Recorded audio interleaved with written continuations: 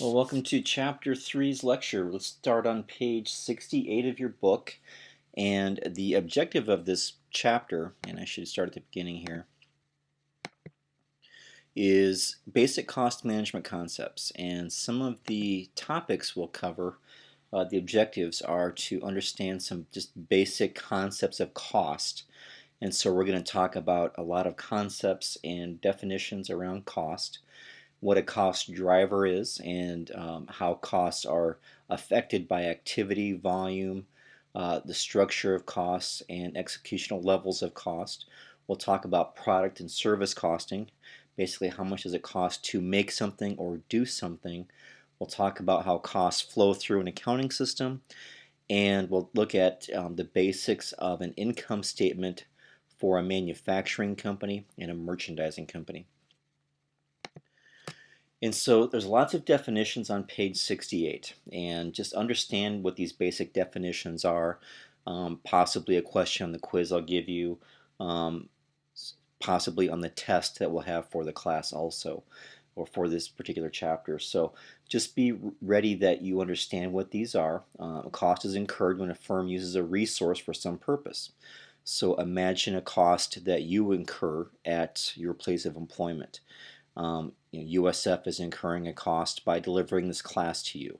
I'm getting paid to deliver the class to you. So there's a cost of labor to deliver a class to you. Costs are assembled in meaningful groups called cost pools. Okay, types of cost or sources of costs.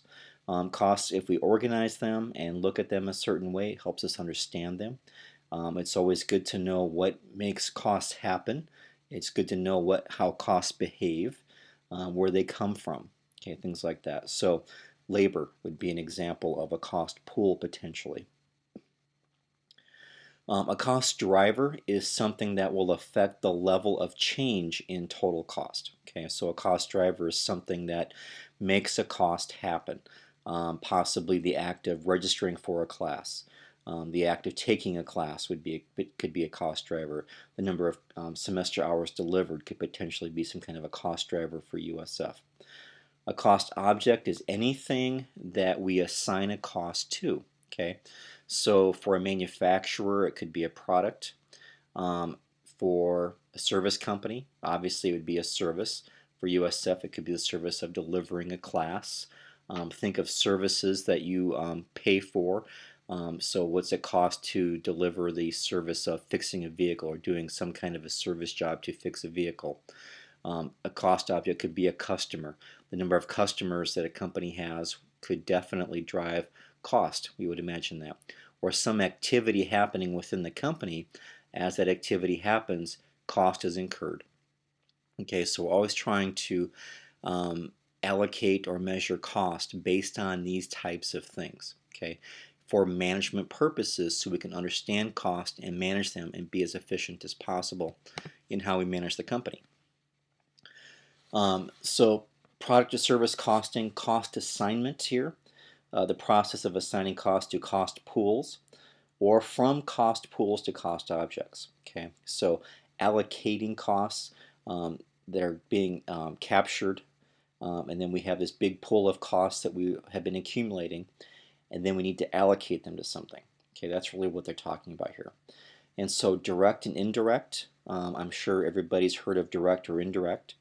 A direct cost can be easily, it says conveniently, economically tied or traced to a cost pool or a cost object. Okay, so we know exactly what this cost is and where it's going.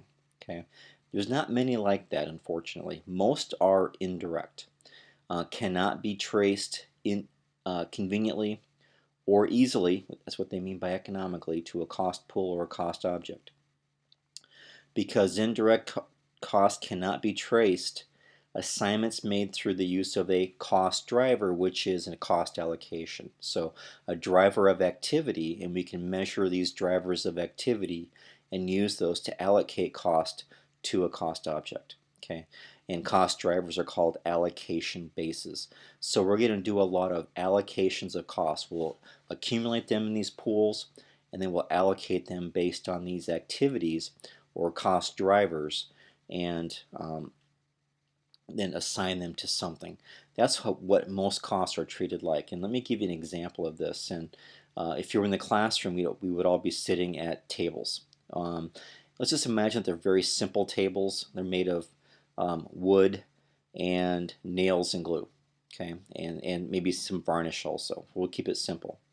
And if we have a manufacturing plant where we're making these desks, you could easily say that the wood is direct labor, okay, and you could say that the person who is physically assembling the desks is direct labor, and the wood's direct material, okay. Now that's easy to trace, right? We can say this person's time has been spent all day making a desk, and we can capture the cost of that wood very easily to say here's how much wood was used to make this desk. So that's very direct. But there's a lot of indirect costs to support that. Okay, so if you think of labor, if we've got a manufacturing plant and we've got a production floor full of people making desks, we also have to have support staff, right? We have to have a maintenance team on hand to maintain equipment, make sure it's working correctly. If it breaks down, they can quickly fix it. We need to have supervisors who are scheduling people, training people, making sure safety protocols are being followed. We'd have to have a custodial staff to clean the shop every night, so there's not so we got safety issues taken care of and people aren't tripping over things, and various other support people. Okay, so there's lots of people who need to support the people making the desk. They would all be indirect labor.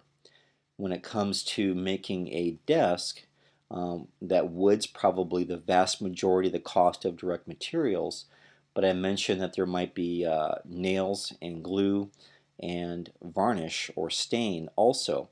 Well, I would imagine that the nails and glue are pretty insignificant in the total cost of the desk, and it's probably really not that important that we know exactly how many nails were used on a desk or how much glue was used, and we can treat that as indirect and allocate those costs to all desks manufactured, which would probably be a little bit easier. So when we talk about economically traced, because that cost is so small in the grand scheme of things, it probably makes the most sense to do it that way. So just a very basic example of some cost. And they're giving us an example here of a manufacturing company that is making dishwashers and washing machines. Okay, and so we've got various costs over here in the gray boxes. We've got electric motors, we've got materials handling, we need supervisors, we need to put packaging together, and then final inspection before they're shipped off to somebody who's going to sell them. And so cost drivers and cost assignment, you can see with the arrows here, we've got two big cost pools, assembly and packing. Okay, and then in assembly, there's materials handling in the red. And then for supervision, of course, you got somebody supervising both assembly and packing. For packing materials, obviously that's going into packing and then packing both washing machines and dishwashers. And final inspection is inspecting both. And the cost objects are your dishwasher and your washing machine. And so we've got all these costs, okay? They get allocated into these cost pools of assembly and packing, and then they get allocated to dishwasher or washing machine based on some kind of activity, a cost driver, and cost assignment. You know, assignment would be anything that's direct that can be easily identifiable and we know exactly where it belongs. The vast majority of costs, though, are going to be indirect. We'll have to have some kind of an allocation based. Okay, so for a manufacturer, remember a manufacturer is a company that's making the product that it sells. So the example that we just looked at, and that example, by the way, is on page 69 of your book, and that previous screen. And so what we have here is direct material, right? It can be readily traced to the outputs. Okay, just like that manufacturer of desks, the wood, I said it was direct material, and so we can easily figure out how much we spend on wood, and then how much wood is used on a desk, and easily say, here's my direct material. Okay, very easy to do. Indirect materials, I mentioned nails and glue as a couple of examples. They're very small in terms of how much is used. And in this example too, they mention rags, lubricants, small tools, kind of incidental costs that are very minor in the grand scheme of things. And we could potentially go through a lot of effort and directly allocate those, but then we have to ask ourselves, is that really worth the effort, and could just some kind of an allocation be just as good?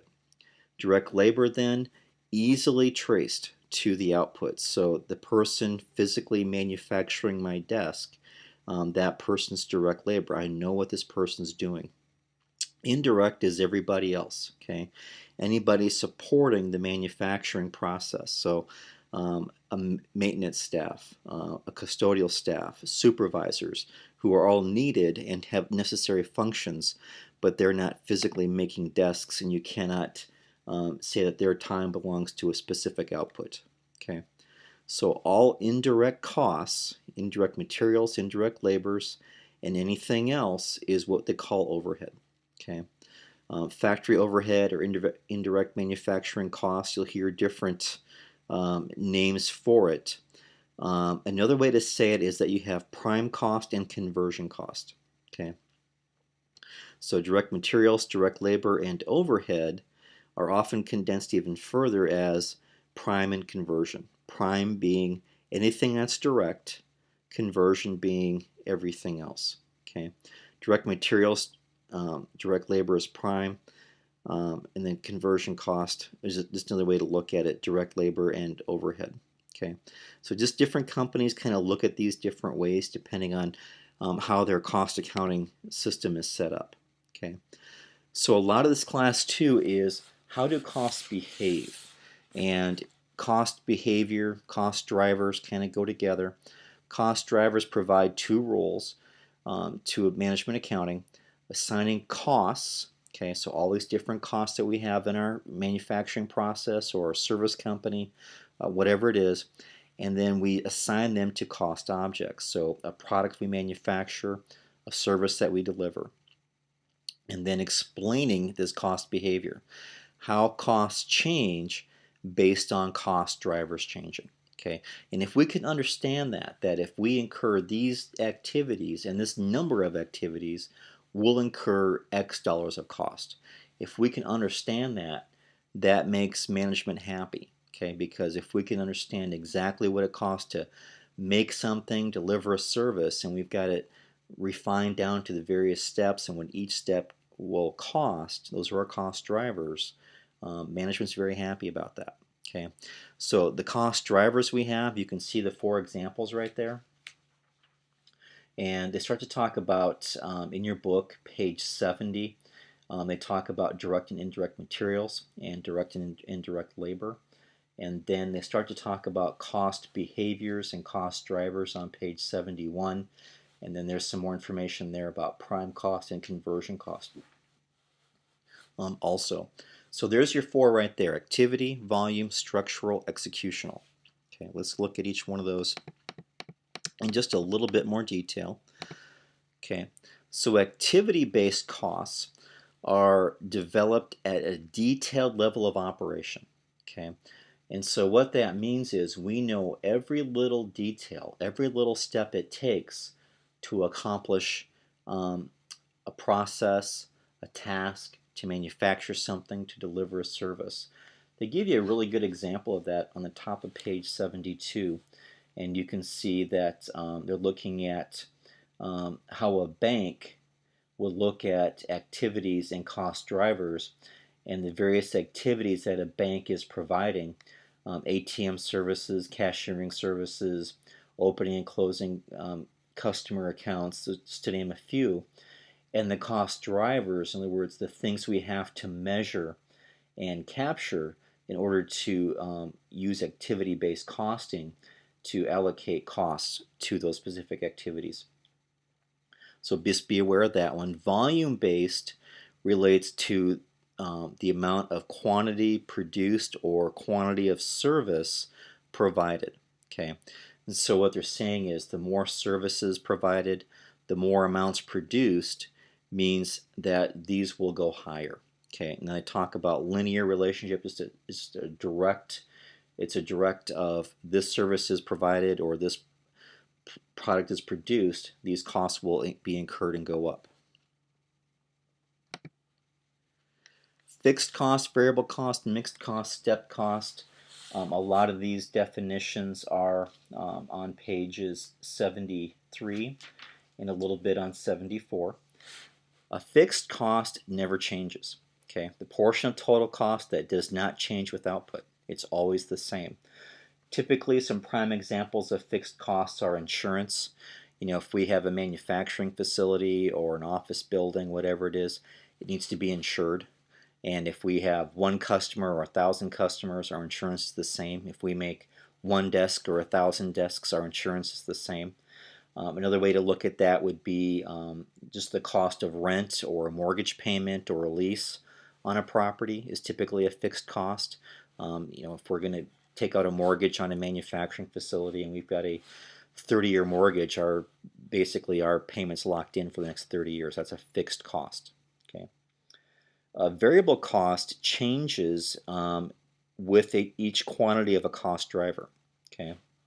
So as we incur a cost driver, then that particular cost goes up in direct proportion or direct relation to the cost driver happening. So a variable cost doesn't happen until we make something or until we deliver a service. A mixed cost has kind of the attributes of both fixed and variable. Cell phone plans used to be that way. They maybe are still just a little bit, but think about your cell phone plan now. I guess mine would actually apply this way. It used to be with the number of minutes years ago, but think of it this way with a data plan. So I've got a smartphone with a data plan, and I think I pay for one phone, like I think just to have a phone and have a data plan, have a limited texting, but you're fixed on how much data you can use in a month, and thankfully I never come close to using it all. But once you go over, then you're charged a rate. So if you just think of it from the perspective of, I'm paying for like one phone $70 a month, and then extra phones are so much more per line. But let's just say I've got a basic fee, we'll keep it simple, of $70 a month, and 30 of that is my data plan. Okay, and with my data plan, I'm allowed to use X amount of gigabytes or kilobytes, whatever it is, of data in a month. And then if I go over that, I'm charged a rate. For every kilobyte, I'm charged something. And I've never gone over, so I'm not sure what that is.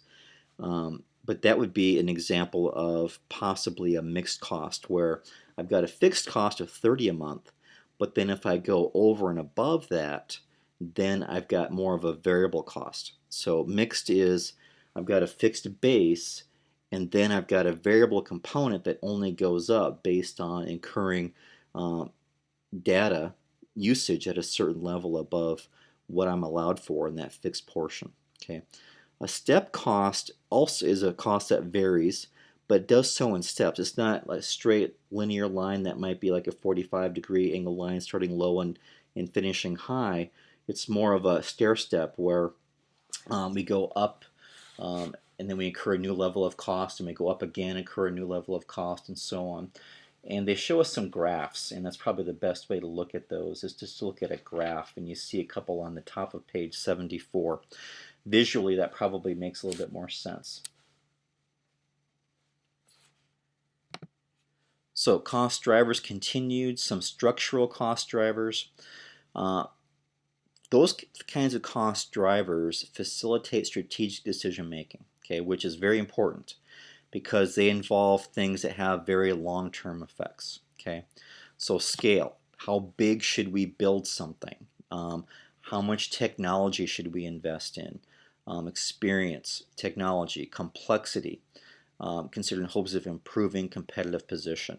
Okay, so these are long-term strategic plans that we'll put into place that affect costs for a long time. Okay, they're going to have future consequences. If we build a very large building to house a manufacturing facility or more employees, obviously there's a cost to doing that, right? Now we've got a bigger facility to maintain, to pay for, more equipment inside of it, things like that.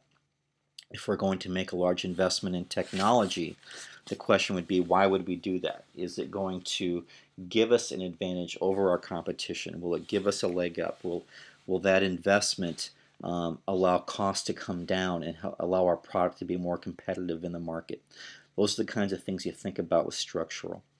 Executional is operational decisions by focusing on short-term effects. Okay, so workforce involvement, maybe a training process, a redesign of a production floor, supplier relationships, trying to work together to do a just-in-time inventory system with a supplier. So executional, think more short-term. Structural, I want you to think more long-term. There's a good example of a fixed cost. Let's just say I have a $3,000 mortgage payment on my manufacturing facility. It's a fixed cost, right? No matter what I produce, no matter how much or how little I produce, that cost does not change. A variable cost, okay, and here they're setting that variable cost starting out at 3,000. If you look at it that way, then it's 3,000 plus something. So as we incur more production or we deliver more services, the costs just go up in a linear line. They just go straight right up. There's a direct proportion of variable cost to services provided or goods manufactured. Product costs include only the cost necessary to complete the product and manufacture it, or to purchase and transport the product to the location of sale. Okay, so manufacturing, remember, we're buying raw materials, we're having them shipped to a factory, we are adding value to those raw materials, we're converting those raw materials into a finished good. So you can imagine my desk example. If I'm a desk manufacturing company, I'm buying wood, I'm buying glue, I'm buying nails. They're shipped to my factory. I've got people and equipment in place to take those raw materials and turn them into a finished good that will then be packaged up and shipped off to furniture stores across the country. Okay, that's a product cost for manufacturing. For merchandising, so think Walmart, Best Buy, Hy-Vee.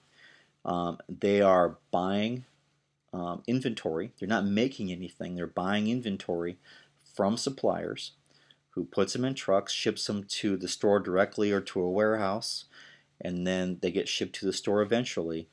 And now we've got products or inventory that are put on the shelves and sold to customers.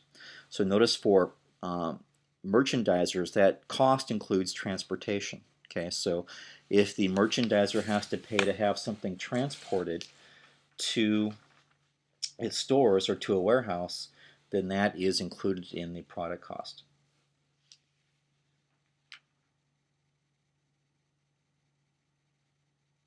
And I kind of skipped a couple pages, not on purpose, but if I go a step back to structural and executional, be sure to read some information on pages 76 and 77.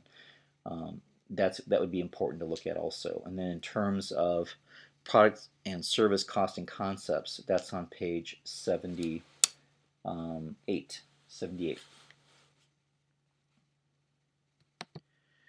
Okay, manufacturing versus merchandising. And this same graph that you see right here is on page 79. And so merchandising is pretty simple, right? Because I'm not making anything. If I'm a merchandiser, I'm not making anything. I'm just buying inventory from suppliers who are making it. Okay, so I buy inventory, I put it on my shelves. I now have this asset called inventory sitting on my shelves. Whenever a customer buys it from me, it turns into a cost of goods sold. Okay, and obviously I'm selling it to my customer at a price higher than what I paid to acquire it. Okay, I have to do that to stay in business. A manufacturing company buys those raw materials. Okay, inventory, that's now my inventory. I have a raw material inventory. That inventory is then used and with labor and overhead, right? So labor is my direct labor, overhead is pretty much everything else. I start to manufacture something. I manufacture desks. And as those desks are in process of being completed, we capture those costs in a work in process inventory, okay, which represents desks started but not yet completed, okay. And then as I complete them, it turns into cost of goods manufactured, and then I've got finished goods, and I sell them, and I sell them at a price for higher than what I made them for, and that of course turns into cost of goods sold, and so on, okay. So when you get down to the third step, they're actually the same for both. It's just that the merchandiser bought its inventory from a supplier, the manufacturer took raw materials, turned it into a finished good that it then sold to somebody else, okay. So at this third step, they're really both the same. It's step number 2 that's unique to a manufacturer in taking raw materials, turning that into a finished good, keeping track of how much did it cost me to make this, which is important because that turns into finished goods inventory. And of course, to make money, I have to sell that product at a cost higher than what I paid to make it. If I don't do that, I'm not going to be in business very long. Okay, and so here is an example then of how, whoops, I'm trying to get that whole thing, there we go, on the screen. Inventory and related expense accounts. Okay, so for a merchandiser, and this is on page 80, for a merchandiser, inventory is an asset account. Okay, so assets are on the balance sheet under the asset section, and it doesn't turn into expense until the customer buys it. Okay, so in this example, we had a beginning balance of $40,000 of inventory. We bought $250,000 from suppliers. We sold $230,000 to our customers. That turns into cost of goods sold, which acts like an expense. And so merchandise inventory turns into an expense when it's sold to a customer. Think of it that way. Okay. But for a manufacturer, I have materials inventory, I have work in process inventory, and finished goods inventory. I have 3 inventory accounts. Okay. So that materials inventory it acts like merchandise inventory because I have a beginning balance of raw materials. As the manufacturing process occurs and I get more orders to make more desks, I have to buy more raw materials. So I'm making purchases. In this example, we bought $70,000 worth of raw materials. During the accounting period, I used $75,000, and so I transferred that $75,000 of raw materials into my work in process inventory. Okay. And then as I incur labor wages and overhead, so think of overhead as being indirect labor and indirect materials, I allocate, or I shouldn't say allocate yet, I take those costs and I add them to work in process inventory.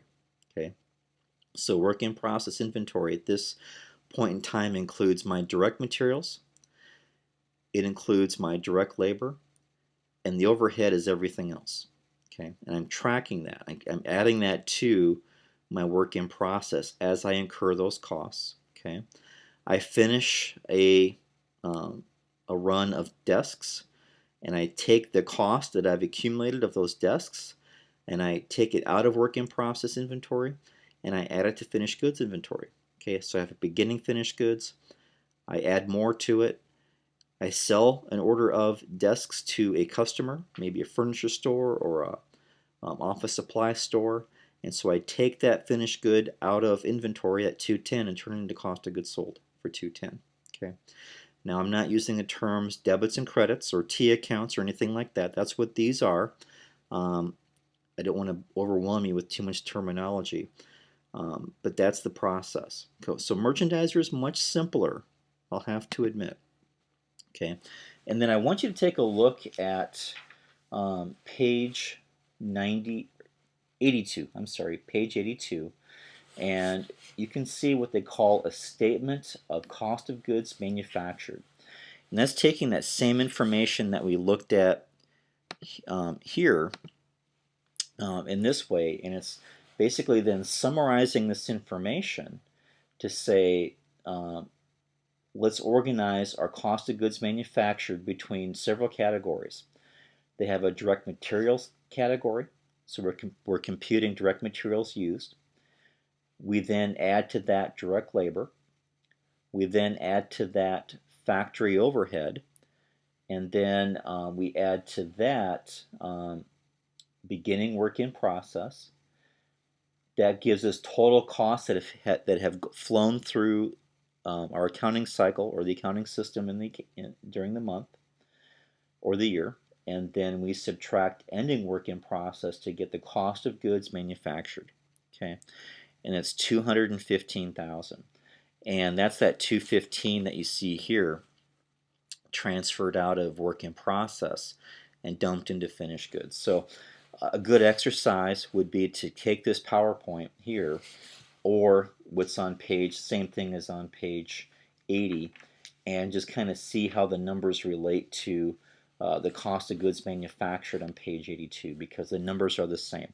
It's just how they actually flow through a true accounting system is what you see on page 80, and then we take the information and summarize it into a statement of cost of goods manufactured on page 82.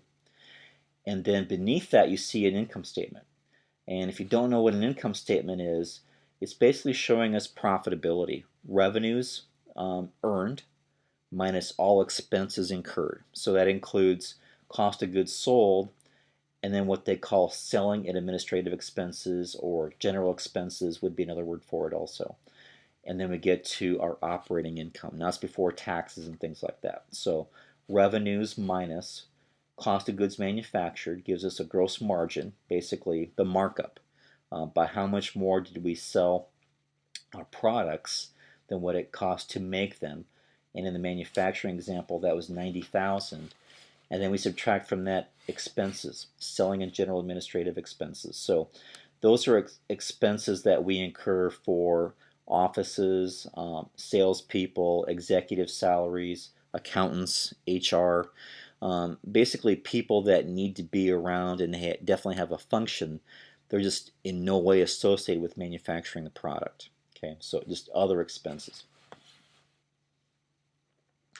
For merchandisers, on the same page, on page 82, you've got sales of 300,000. Then you have cost of goods sold, and they come up with cost of goods sold of 230,000, and they calculate that by taking beginning inventory. I'm sorry, I'm looking at the wrong thing. I'm looking at the yeah, no, I'm sorry, that's the right thing. Beginning inventory plus purchases. Those two numbers give me what they call cost of goods available for sale. You subtract ending inventory from that, and you get 230,000. That 230 then is basically our revenue of 300 minus cost of goods sold of 230 gives me a gross margin of 70, and then I've got expenses of 40 and operating income of 30. For a service company, there's an income statement there also. Very, very simple. 300 of revenue, and then we just subtract the cost of delivering services, and they organized it into materials cost, labor cost, and other expenses of 200, and then total of 200,000 and operating income of 100,000. So a service company income statement is definitely the easiest to keep track of. Next would be merchandising, and the most complex would be a manufacturing doing true cost accounting. Okay, so they talk about qualitative characteristics of cost information here. This really applies to all things in accounting. These are things you learn in accounting from day one practically. Obviously, you need to be accurate, right? It's important to issue accurate financial information, especially when you go giving it to an outside third party, and they're going to make decisions based on information. It must be accurate. Cost and value of cost information, right? So you need to make sure that what they mean here is the cost of capturing information must not outweigh the benefits of having that information. Okay, so obviously certain information just required to be disclosed and required to be given to certain parties. Okay, but the more detail and the more drill down we get with our accounting systems, there's a cost associated with that. And sometimes you have to ask yourself, is more information more costly than the benefit of having information? Okay, we know there's basic minimums of information that we need to be aware of and provide to management or outside third parties. But if we get too detailed, there's a cost of doing that. And so does the benefit outweigh the cost? That's a question always to be asked. And of course, timeliness. Now, timeliness means right here sacrificing the other two areas to some degree, right? Timeliness means we're issuing financial information to management or outside third parties in time for them to make decisions about the business, right? In GAAP accounting that I talked about in class, you have a timeline. For financial services and insurance that I'm working with, at year end it's 60 days.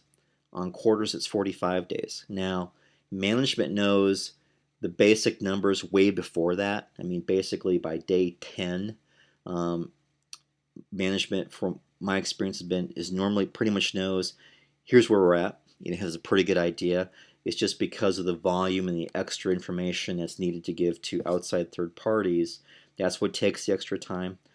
But there's a trade-off. The quicker you want to get your results means the more information you have to estimate, and the more potential there is to have misinformation come into play. Just more pressure of shorter deadlines, things like that, means mistakes could be made. Okay, so there's a give and take. It needs to be accurate, it needs to be valuable, but also needs to be timely. Okay, so that management can see this information and go, oh, here it is, I need to make decisions based on this. If I didn't issue an income statement for 6 months, it's really hard to make decisions based on old information, right? What's changed in 6 months? Now I don't know, and it's hard to make good decisions. So timeliness is important, right? Because if my revenue's down or my cost of goods sold is too high, I need to know that immediately so I can start to analyze it and make changes and hopefully improve the numbers. If I don't get that information for 6 months, it's very old info. It's hard to act on that. Okay, so some key information, some key things I want you to be aware of that will probably be given to you on a quiz when class starts next week is some of these different types of cost and cost behaviors. Understand some of those basics: volume-based, activity-based, structural, executional. What was that terminology? What did that mean? Just be very aware of that. I would review a lot of the terminology in the chapter just to make sure you're aware of it. And just also be aware of that you have really three basic kind of companies. You've got service, manufacturing, and merchandising. And they're all going to look at costs a little bit differently. It's because of the nature of their businesses. But they all will do cost accounting. They all need to have a management accounting function in terms of how do costs get incurred, what makes them happen, how do we allocate them, what's directly traceable, what's indirect, things like that. Okay, so just kind of be aware of those concepts also. Finally, it's not in the PowerPoint, but on page bottom of 82, top of 83 a little bit, I want you just to be aware of perpetual inventory systems and periodic inventory systems also. Perpetual means we always have a running total of how much inventory we have. With a merchandiser, just think barcoding and scanning. That whenever you and I go to a grocery store and we scan something and we buy something, it gets scanned, you hear the beep. That's really the perpetual system, where the barcoding system is always updating and keeping track of inventory on hand, so a manager can run a report and know exactly how much inventory we have. Periodic means we only know what we have by doing a physical count. Otherwise, we have no idea of how much inventory that we have on hand. So I just want you to be aware of those concepts also. And that's it. So read the chapter. Make sure you're aware of some of the key terminology that I've mentioned. I've mentioned a lot of the page numbers where I think it's important that you know that. And then work on your homework problems for Chapter 3. And we'll go over the in-class homework in class next week. Thanks.